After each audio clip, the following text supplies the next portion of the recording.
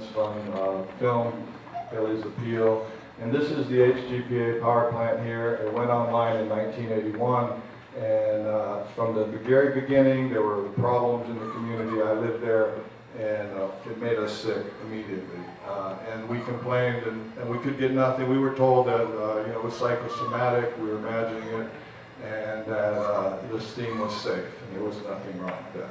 And we were belittled, and at that point, I believed in the government. I wasn't an activist at all. I had never done anything like that.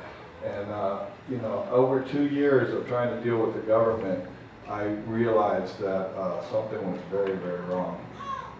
And so the plant ran until 1989, and in 1989, Labor Day, there was a horrific accident, and the outcry from the community at that point was so strong that they finally shut this plant down.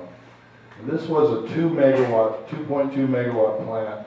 And the amount, if you look at these pictures on this table over here, the amount of effluent and stuff that came out of that 2 megawatt plant, I can only imagine what's coming out of a 38 megawatt power plant. And where is that going?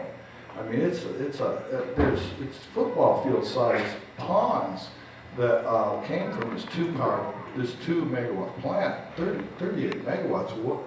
Where is that stuff going? Have we had looked at the water? What's going on?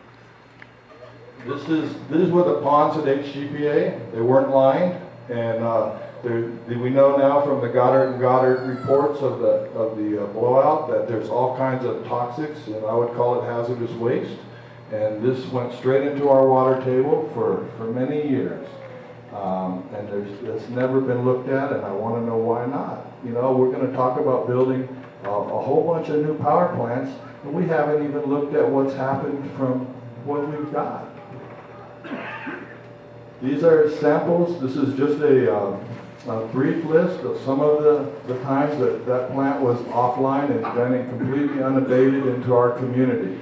And what happened was, after 2 years, everybody was telling me, oh, you guys, we can't do anything, just hang on and we'll help you. And I waited 2 years, and at the end of 2 years, I just walked around in the neighborhood and I knocked on people's doors, and there weren't very many people living there. I knocked on everybody's doors, and they were all sick, everybody. And they wrote letters, and I took those letters to the state, and they wouldn't do anything.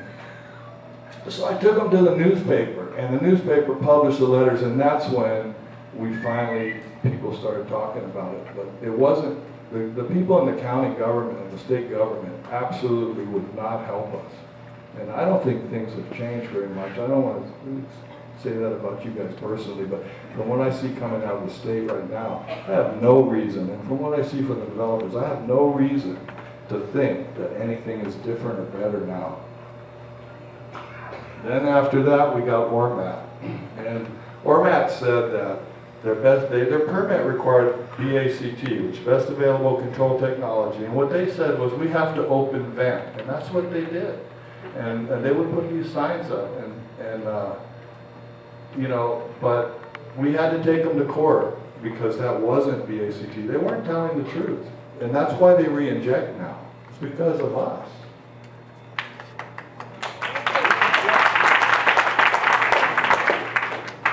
These are actual civil defense declared emergencies at the PGV plant. There were 18 on this list, and this is not a complete list. This study was finished in 1999, and I have no idea what's happened between 1999 and now. And I don't think they tell us. Like when they hit the lava, when they were drilling and they hit magma, they didn't tell anybody. And when they have an accident over there, they don't tell anybody. They do not. And I don't care what they say, it's not true. There was an accident a couple of years ago, and I went to their community monitor, and I said, I want to read out, what's going on? And he said, well, I can't give you that, and I can tell you in about 2 weeks. And I'm like, what do you mean you can tell me in 2 weeks? This stuff is in the community now. I want to know what's there. He never called me back. I never did find out what happened. Best Available Control Technology. This was Lorena Noy was the mayor, and she declared an emergency. There was when the well blew out and we had to all be evacuated. That's what a well blowout looks like. And that's one of them. There's different types. It happens all over the world. They want you to believe this is a rare thing that happens every once in a while. That's not true. If you go and you do some research and look at the different developments around the world. The geysers in California has had 4 of them. I believe one of them they could never cap. And so what they did was they couldn't shut that thing off. They piled a mountain of rocks on it and they inject caustic soda now to abate it. When they had the kick on KS7 and the blowout on KS8 here, the reason that happened was because they hit the resource before they expected it. They hit it very shallow. And the problem with that is there's not much room to cap that thing. We almost had a wild well here that would have never been able to be capped. And this stuff is more dangerous than people want you to believe. This was, Aurora's going to do the safety part.